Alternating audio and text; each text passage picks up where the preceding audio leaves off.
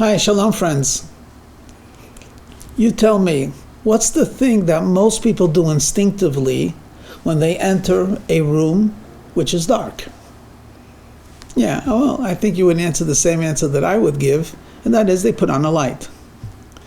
And when they leave the room, usually they're reminded or taught, don't waste electricity, don't waste the resources, close the light unless someone else is coming.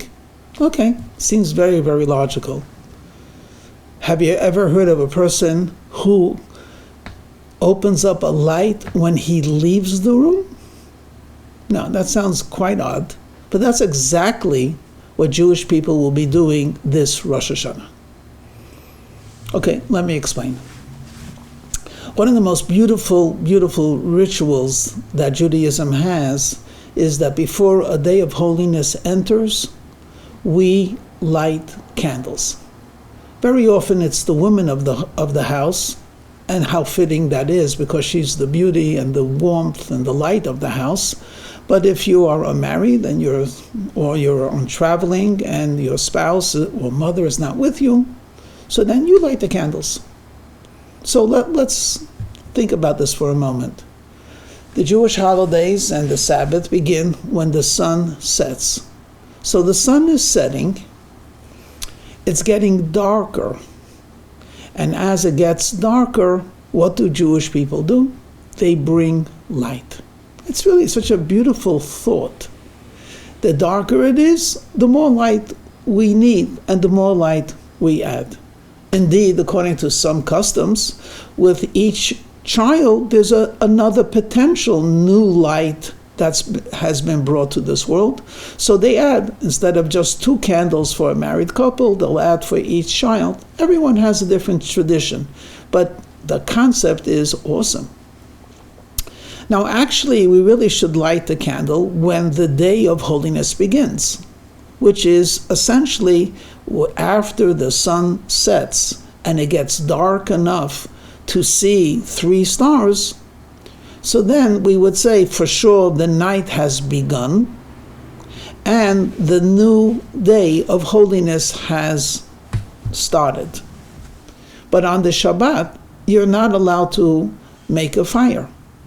So the Jewish tradition has it that some approximately 20 minutes before the sun sets, we light the candle. So we're actually lighting the candle for the upcoming day that will begin. Theoretically, the model is when it gets dark, but because we're not allowed to light the candle when it's dark because it's already the Holy Sabbath, so therefore we light it like 20 minutes earlier. What happens when the day of holiness is a holiday like Passover, Pesach, Shavuos, or Sukkot, or for that matter, Rosh Hashanah? Actually, on a holiday, though it seems to be so similar to the Shabbos, so we don't work, we wear nice clothing, we have festive meals, we spend more time with family and community, we do extra prayers. That's similar, but there's a fundamental change. On a holiday, a Jewish holiday, one is permitted to cook. So though to have a hot soup or a hot stew on Saturday, Shabbat, you have to somehow create from Friday and just keep it warm, but to warm it up on the Shabbat would be a violation. On a holiday, it is permitted. You can make a soup the night of Pesach. You can make a soup during the day. Beautiful. So that would then mean that you could light the candle for Rosh Hashanah, which is the beginning of a new year, a holiday, when it became dark.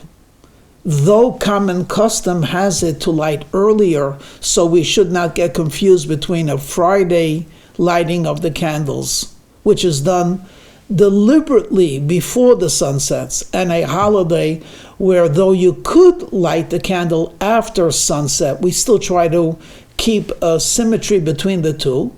But practically speaking, yes, when it comes Rosh Hashanah, and let us assume that it gets dark enough at 7 p.m., dark enough that the sun had set some half hour, 40 minutes earlier. So then at 7 o'clock, the women would light the candle, in honor of Rosh Hashanah. So we begin the year by bringing light. Now, if you're following me, this year is a paradox. We want to light the candle for Rosh Hashanah, and the blessing will be for Rosh Hashanah as well, but it's also the Holy Sabbath, because this year, Rosh Hashanah, the Jewish New Year, begins on Friday night.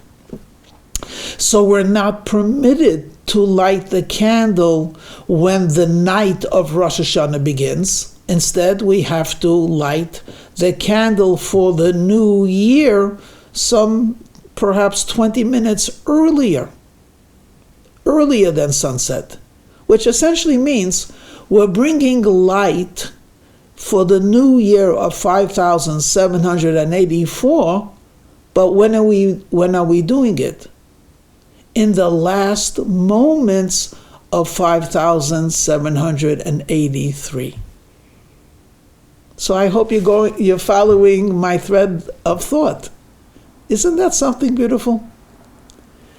We wouldn't we don't put on the light when we leave a room. Why would we want to light when the year is leaving? We could understand symbolically, or perhaps even mystically, the importance of starting the year with light. But how can we start the year with light when we're lighting last year? And my friends, that's the most beautiful way. This year, we are starting the new year when we're already in light, and we're increasing in light. Let's take a step back for a moment. You have 20 minutes of a year left. What can you accomplish? Can you get a new job? Can you move? Can you save the whales? You only have 20 minutes before the sun is setting. 20 minutes of a year that's ending. What can you do? Friends, we could do amazing things. We could bring light. We could do a mitzvah. We could smile at our spouse. We could hug our children. That's light.